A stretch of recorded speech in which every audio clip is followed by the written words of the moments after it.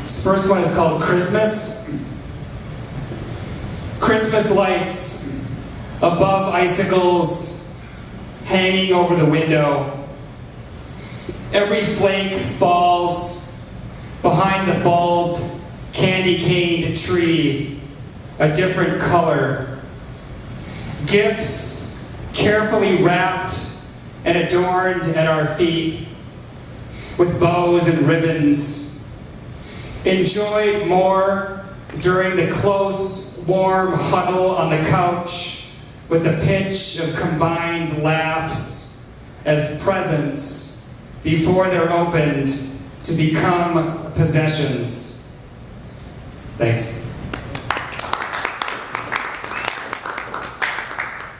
This one's called Spirit, the Open Rose. Its presence, like a bridge, itself the light, or an open rose, has no origin, though it begins and ends between thoughts that spark crossed, splitting, twisting wires, shocking a driven engine, fueled and greased by lies to life.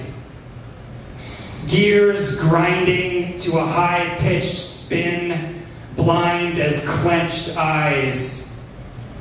The transition from ceaseless spinning and external dividing is listening to the song of a traveler with an accent from eternity that is yourself, hearing the scent that carries the light, the open rose, limitless, strange, rangeless love, turning inward the sound of sight, rippling across waves and opening into spirit, beyond the senses and manifesting all.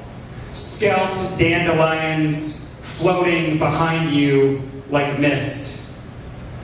Thanks.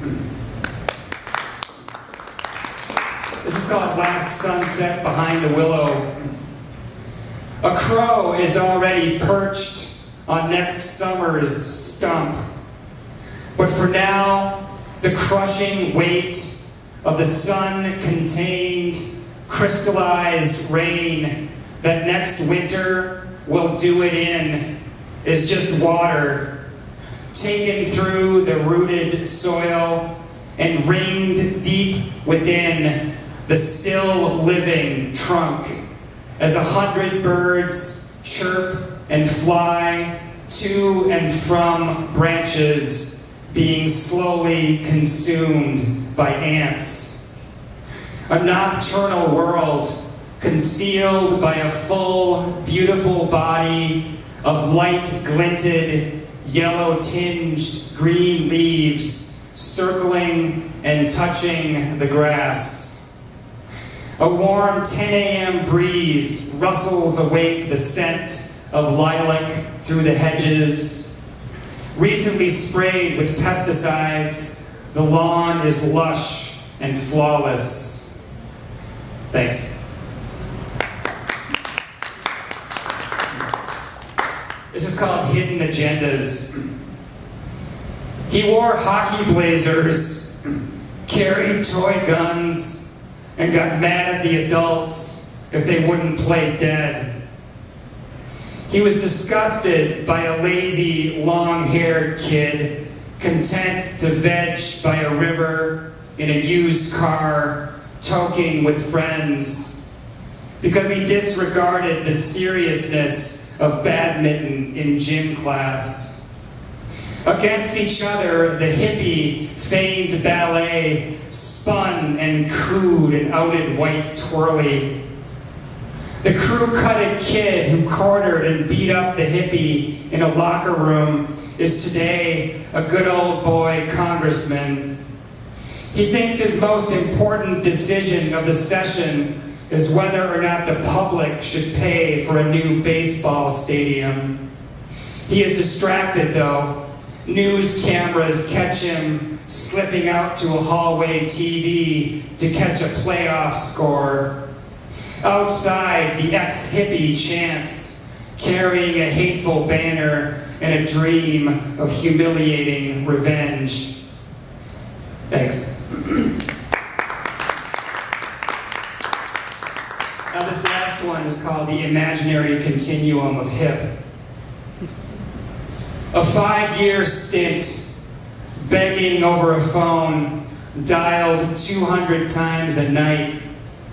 Dinner interrupters at tables divided into 4 stations each, pinned with scripts and fact sheets across a high-ceilinged warehouse office. And coworkers, actors on the stage, coming and going in an imaginary continuum of hip. The artist in an abyss of cool, mocking it all to appear free of caring about the future. Competition for hipness, no different than any other capitalism. On the other side is the person, efficient, aggressive, with a map of future security all planned out, to move from phones to management, then out the door to more money in a matter of months. All with an "I've got it all worked out" smile. Dangerous are the ones skitsed out between the two extremes, the narcissistic, paranoid artist with a coarse, hollow laugh, yet in a position of power where the damage is done. And all this overexertion is from the same catalyst for healing, fear of losing myself. Thanks a lot, I appreciate it.